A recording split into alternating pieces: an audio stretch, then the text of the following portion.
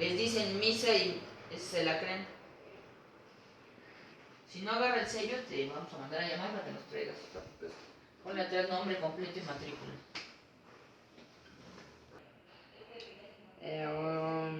Quedamos que era biología, era... ¿Qué era?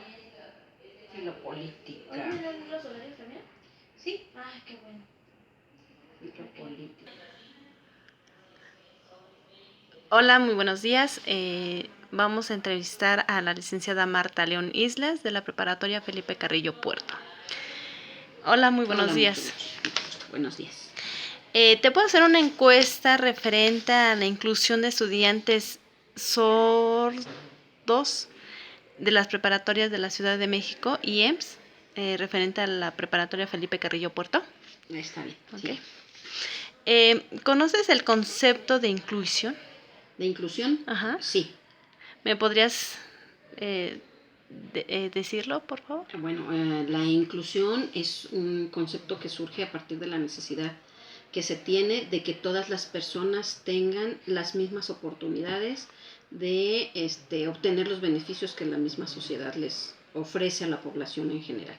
Inclusión requiere que las personas con discapacidad, cualquiera que sea esta, del orden de lo visual, lo auditivo, lo físico o lo intelectual, tengan la oportunidad de recibir los beneficios que en este caso la educación les reporta, ¿no? O sea, la educación debe ser para todos, la educación debe ser incluyente, no solo es, pues sí, los recibo en mi institución y les hago un grupo especial, porque entonces no los estaría incluyendo, ¿no?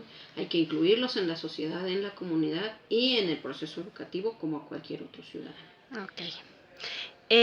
¿Crees que una persona sorda presenta discapacidad?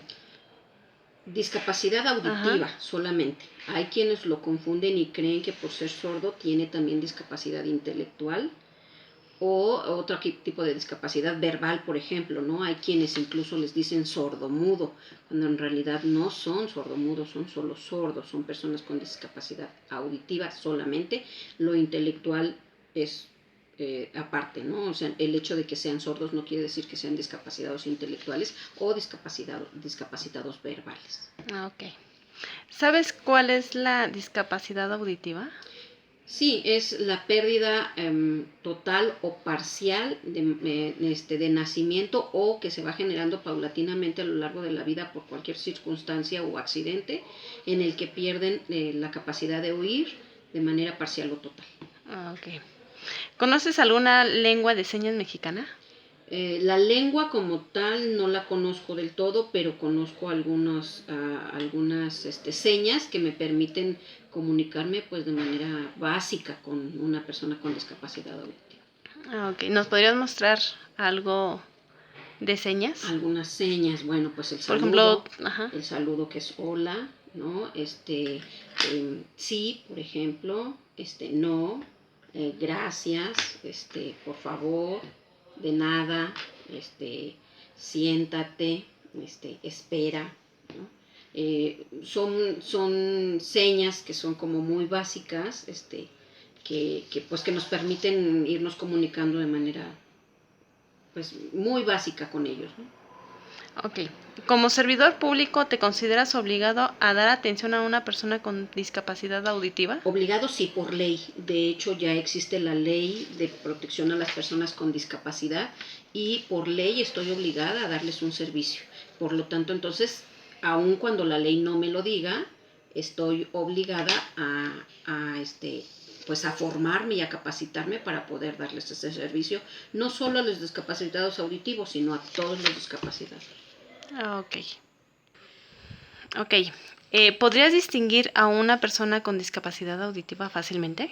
No podemos distinguirlo hasta el momento en el que se dirige a nosotros esta persona y nos damos cuenta de que no puede comunicarse de manera verbal y lo hace con señas. Entonces hasta ese momento es que lo podemos distinguir. No tienen rasgos característicos que nos permitan saber es sordo. Ajá. Ok. ¿Te comunicarías con una persona con discapacidad auditiva fácilmente?